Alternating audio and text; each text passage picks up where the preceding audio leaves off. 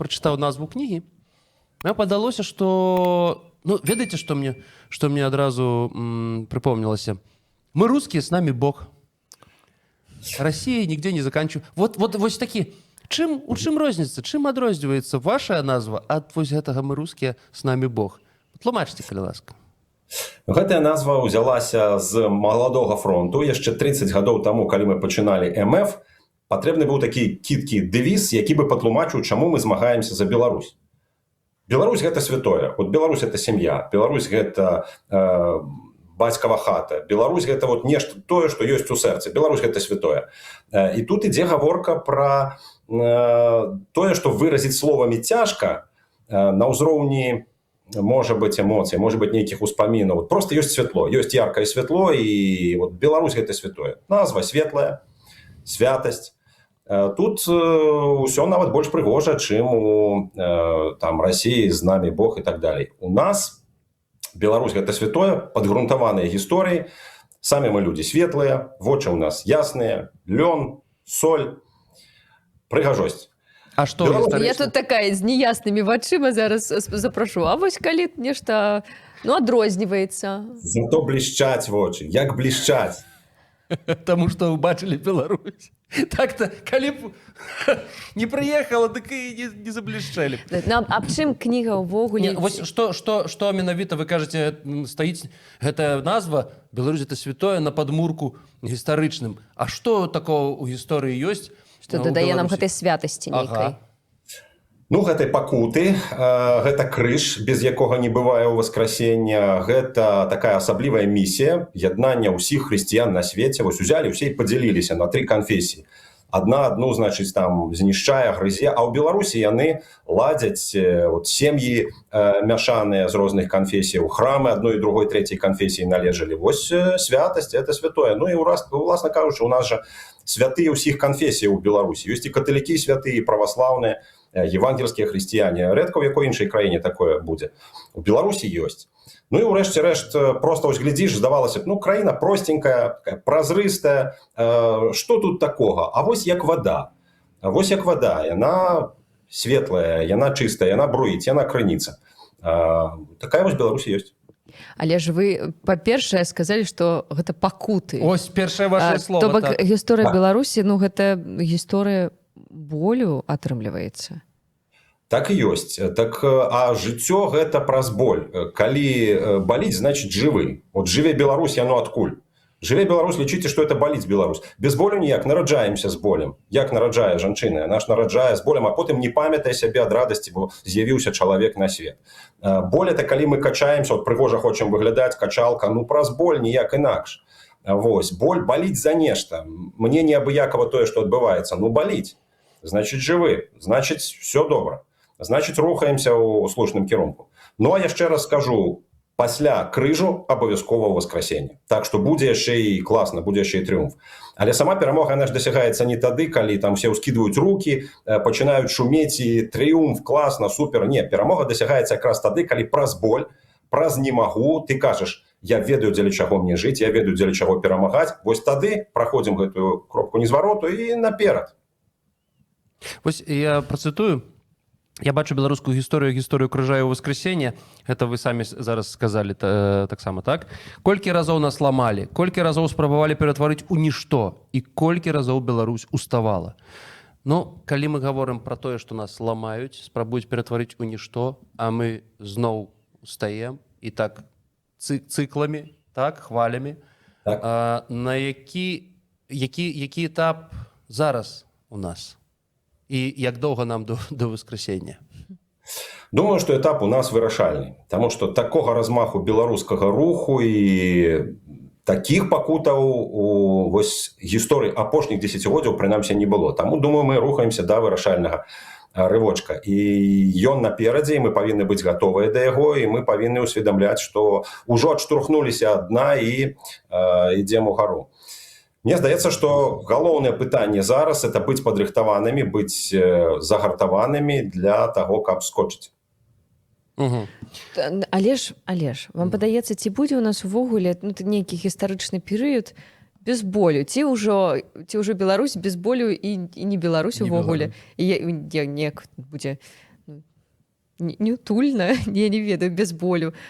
Ці боль ужо гэта наша такая абавязковая нейкая рыс, не ведаю. Ці вам падаецца, што ўсё ж такі пасля вось гэтага апошняга бою будзе нейкі вось... Боль гэта наш абавязак. Ну...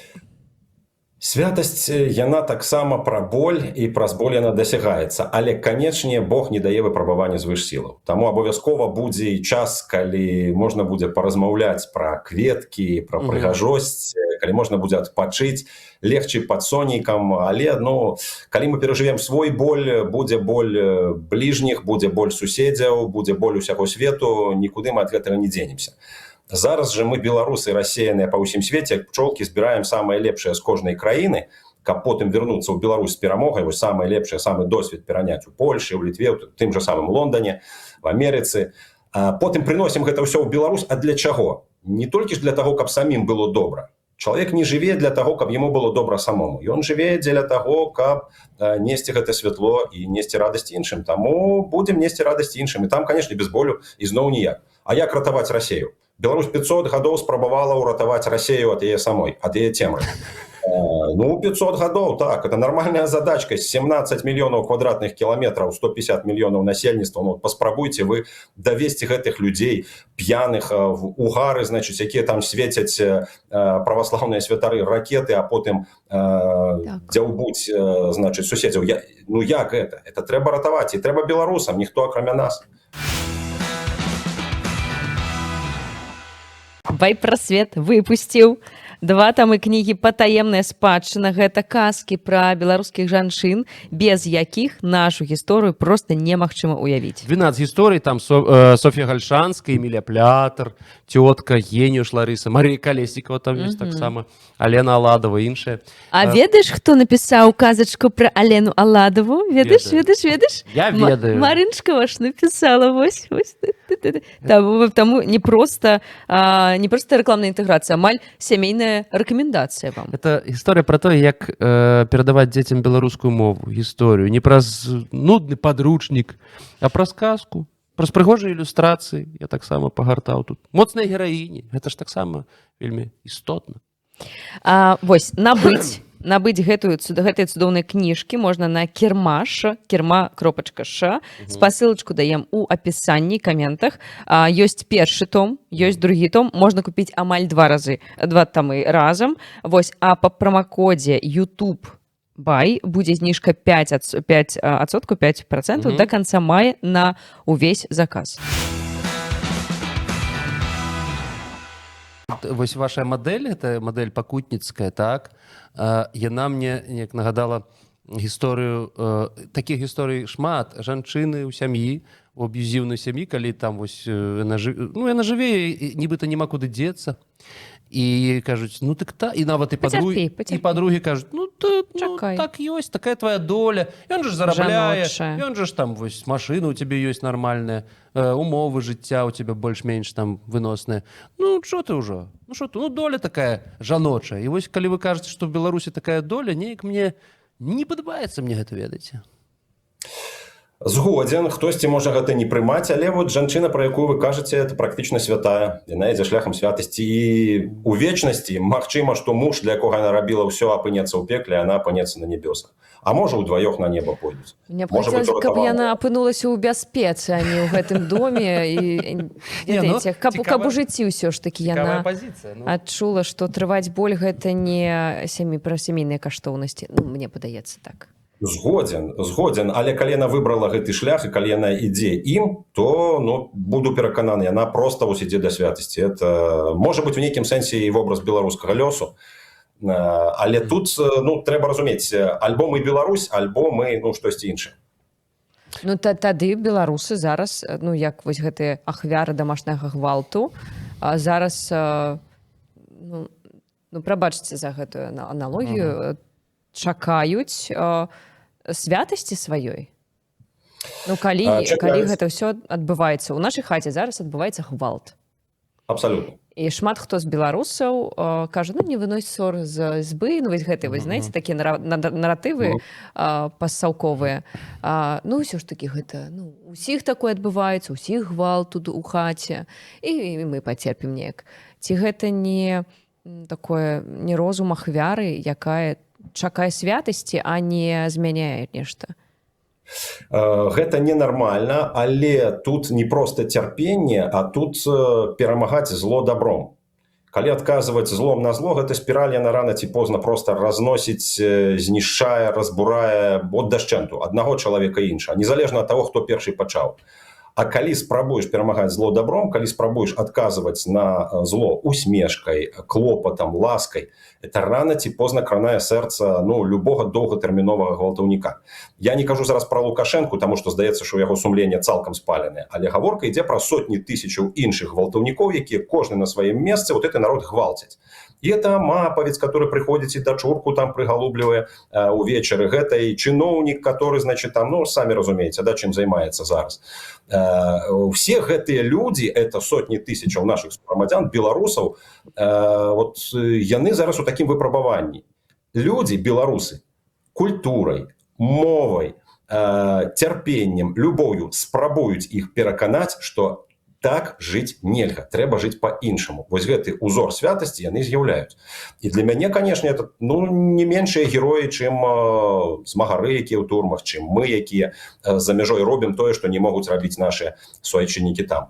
І паверце, это дасць свой плод. Калі мы убачым змены ў Беларусі, калі мы убачым, як мільёны людзей выходзяць, святкуюць, што Лукашенко скончыўся і пачалася новая Беларусь, мы убачым, як шмат такіх гісторыяў было. Нам пачнуць распавядаць, у нас у самих просто пашырыцца галава ў некалькі разоў. Мы зразумеем, што беларусы насамрэч вось гэты подзвіг святасці неслі. Можа быць, оно і выглядае так ненармальна, но але святасць это не пра норму, это пра тое, што вышэй нормы. Цікава, вы кажаце, што колькі стагоддзяў ўжо беларусы намагаліся пераканаць расіян, расейцаў. Так. І з аднаго боку мы бачым, што гэта такая місія, якая не мае сэнсу, падаецца, таму што вы самі кажаце, колькі стагоддзяў ужо. Лепей плот, кракадылы. І да гэтага часу беларусы спрабуюць нейкі дыялог з імі выбудаваць. З імі, змяніць іх расейцаў. І дагэтуль пацішаюцца беларускай мовай. Беларусі ў іх, малодшы брат. Гэта імперства, якое нават у тых, хто напяліў на сябе гэты касцюм хорошего рускага, но все равно жыве ў іх.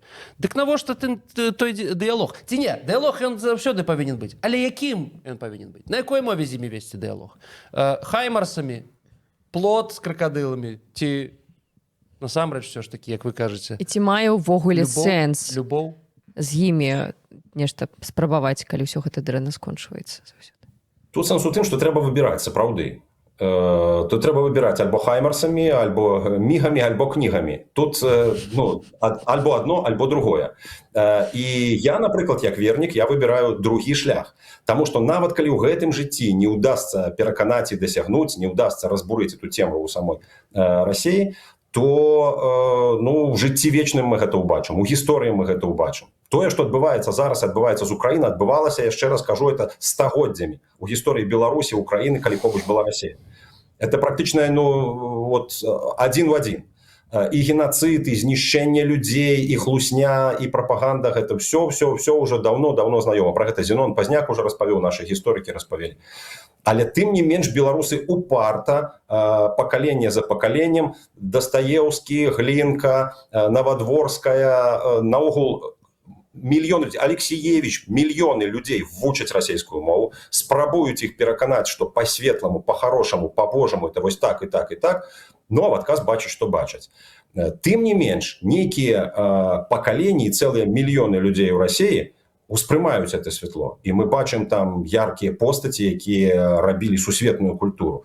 І мы бачым тых, каго чытаюць і самі беларусы і натхняюцца. Ёсць вялікая руская літаратура, а куды яе дзенеш? Але ў значнай ступені гэта плён працы нас, беларусаў. Калі б не мы, дык, можа быць, там наогул была б такая жахлівая пачвара, там увесь свет бы ўжо даўно стагнаў у канцлагеры. А пакуль вось так, пакуль што такім чынам, пакуль што ёсць нейкае ў іх там месца, ёсць нейкі кут. Слухайте, я разумею, Алексіевіч, Навадворская, Глінка, няхай яшчэ там, ад Дастаеўскага вы навошта прыплялі сюды, расеец. Дастаеўскі з Дастоева гэта ў іванаўскім раёне Беларусі, родавая сядзіба Дастаеўскіх. Прапрадзед Дастаеўскага валодаў манастыром, узнесенскім манастыром у цэнтры Менску, там дзе зараз стаіць міністэрства обороны. Там стаяла царква, манастыр пры ёй, і ёй валодаў Стэфан Дастаеўскі. Дастаеўскі — это глыбока беларускі род. Калі вы паглядзіце Дастаеўскага прозу, это ж беларушчына суцэльная. Это вот эту інтравертнасць капання ў самім сабе, это абсолютно наша. Это не расейские. Расейцы широкие души. Им, в принципе, глубиня не уластивая. Вот шириня, так, поле, безмежность, там, до краю земли, до далекого усходу. А белорусы — это как раз лясные глубокие люди. Достоевский — это типовый белорус, который спрабуе праз глубокое разумение души суседа добраться до самой сутности. Что он бачит там? И он бачит там Бога. И вот это абсолютно белорусская история, это абсолютно белорусская миссия, так что Достоевский тут это номер один. То же самое, что робил Мицкевич для Польши, Сенкевич там, альбо Манюшка для Польши. Польшу мы так само пераўтваралі и спрабавалі святлом перамяніць, бо і ў Польшы там ёсць свае, ведаеце, гісторыі і праблемы гістарычныя. А з Расіі, так, это Достоевский. Прабачце, я думаю, подсасонны так яго любіць, слухай. Але... Я хацела ўсё ж таки продолжить гэтую тэму, Зараз... потому что Павел кажа про такія матэрыі, велізарны. Вось у дай мне про Достоевскага крыху. Навошта тебе гэты Достоевскі? Потому что гэта цікава. Глядзіце, вельмі вы зараз такія рэчы сказалі, што вельмі шмат хто вінаваціць Достоевскага у тым, што ён нібыта вось гэтымі сваімі права маю і так далей, ён нібыта пасеяў фашызм. То бок там уся гэтая думка еўрапейская пачатку 20-го стагоддзя, пачынаючы там, не ведаю, з Кierkegaard, і потым далей да экзістэнцыялізму. І так ці іначай гэты мадэрнізм, гэта быў падмурак фашызму. Ну, видите, так можно у вядомай ступені. Я разумею, што тут розныя могуць быць меркаванні, але я б не хацеў, каб беларус быў бляха-муха тым, хто зарадзіў у Европе фашызм. Ведаеце, што таму вельмі... Сходзім. Так можна про Толстога сказаць, што ён быў працеча камунізму і таксама там разбураў глебу, все разбурым, а вот на гэтым бац и вырос коммунизм. Не, в реальности, конечно, это все берется нават не з Ницше. В реальности фашизм — это человечее эго, яно было, ёсць и будет, да, Достоевского и так далее. Достоевский это спрабаваў даследовать и вылікаваць. Он спрабаваў дать России уяўленне, дзе выйсці. И у гэтым яго сэнс. Той же самый Кierkegaard, які пераймаў, які таксама даследаваў, які таксама в пэўным сэнсе рэха Достоевскага, ён таксама пра боль, таксама пра пакуту кажа, пра тое, што мы з вами. І это абсолютно беларуская тэма. Кierkegaard, конечно, вось ён не быў беларус, але я ўжо сумняюсь. Достоевскі, вот гэтыя хвалі, яны шмат у чым пайшлі адтуль. Ну, добра. Вяртаючыся да пытання пра дыялог з расейцамі, вы так кажаце такімі вялікімі матэрамі, высокімі матэрамі вечнасці. А калі ў гэтым ўсё ж такі жыць катэгорыі, вось не пра далёкую будучыню, а зараз, калі ўсё ж такі дыялог, шмат хто з беларусаў спрабуе гэты дыялог, неяк так сёння ўсё ж такі пастроіць. Як трэба гаварыць рускімі і трэба ли ці трэба ўвогуле з імі размаўляць, каб вось ад іх адысці, каб яны разумелі, што мы іншая краіна, у нас свая культура, у нас свая мова. Ну, глядзіце, быў такі мітрапаліт Шептыцкі, легендарная асоба в Украіне міжваеннага часу, паміж двума войнамі. Уявіце сабе, так, все просто лезуць у краіну, спрабуюць яе знішчыць, і яму задаюць пытанне, святару найвышэйшага рангу. Яму задаюць пытанне, кажуць: а што рабіць, калі вораг ідзе на цябе і спрабуе цябе знішчыць? І ён кажа: калі вораг ідзе на цябе, памаліся, паспрабуй спыніць яго малітвай. Калі табе не ўдаецца спыніць яго малітвай, значыць, недастаткова ў табе веры, спыняй яго словам. Калі ты і словам не можаш спыніць яго, значыць, зусім слабая вера твая, спыняй яго рукой. Дык вось тут пытанне: якая вера наша? Па веры вашай будзе вам. Мы гатовыя спыняць ворага словам, мы гатовыя спыняць яго малітвай, альбо мы будзем рыхтавацца спыняць яго рукой. Ну, рукой можна паспрабаваць. Украіна сплывае крывёю, вы бачыце, так? Калі і Беларусь стане побач. Ну, можа быць, сапраўды слабая вера нашай, нам давядзецца гэта рабіць. С агромністай павагай стаўлюся да тых людзей, якія аддаюць сваё жыццё, зараз добраахвотнікі ва Ўкраіне за нашу і вашу свабоду. Але я лічу, што перамога будзе не ў гэтым. Я думаю, што нам трэба цэліць у слова і нам трэба цэліць у малітву. Як тое, што можа спыніць ворага, спыніць вось гэту адвечную цемру, якая з усхода на нас насоўваецца.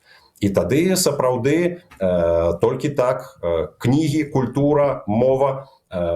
Размаўляе Алексіевич добра, размаўляе там беларускія спевы размаўляюць з расейцамі, паказваюць, якія мы ёсць. Втрэцье размаўляюць з імі, ну размаўляюць жа пакуль. Пакуль не б'юцца, пакуль размаўляюць. Гэта спроба спыніць ворага словам. А нам патрэбны месія?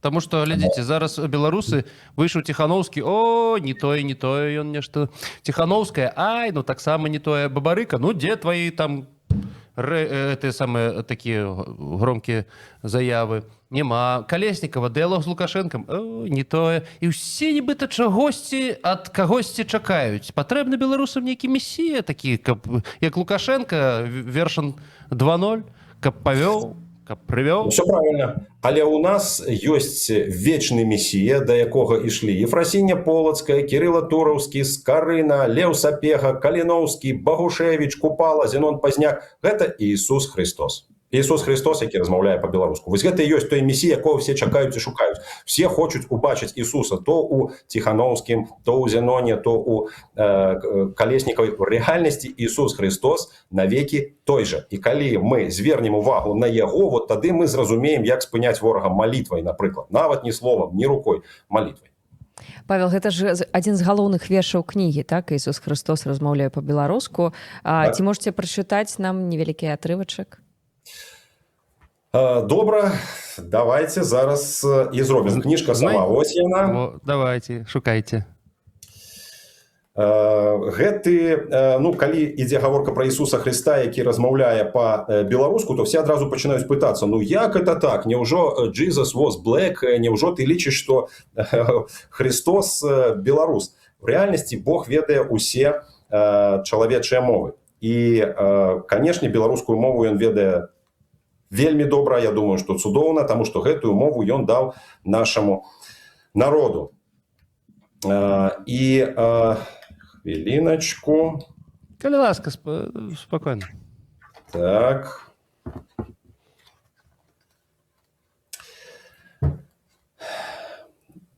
Бог ведае усе чалавечыя мовы, але уваходзіць брамаю вузкай.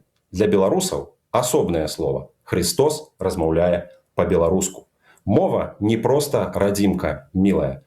Мова не толькі дэсерт на закуску. Мова – ключ велізарнай сілы. Христос размаўляе па-беларуску.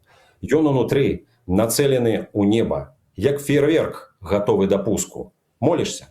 Самае тое, што трэба. Христос размаўляе па-беларуску. Кожнаму роду асобная мэта. Кожнаму гену свая нагрузка. У апосталах, песнярах і паэтах Христос размаўляе па-беларуску. Гэта табе не дзен і не кёрлінг, і нават не шчы з кіслай капусткі. Не забывайцеся, каб не ўмёрлі, Христос размаўляе па-беларуску. Нібыта эльфы ў крыштальнай спарудзе, нібы анёлы ў крыляючым спуску. Мы, беларусы, Божыя людзі, і з Богам гаворым па-беларуску. Дзякуй вам. Дзякуй вялікі, Павел. Дзякуй. Цікава. Канешне, шмат з чым не пагаджуся.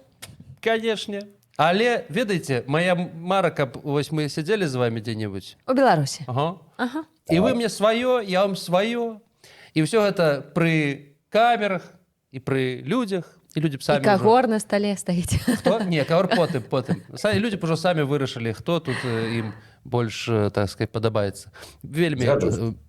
мару пра гэты час і спадзяюся, што ўсё ж такі ён прыйдзе. Не можа быць, каб не прыйшоў. Самі ж кажаце. Павінен уже на гэты час прыйсці. Так, дзякуй, Павел. Дзякуй за ваш час. І поспехаў з кнігай. Да сустрэчы.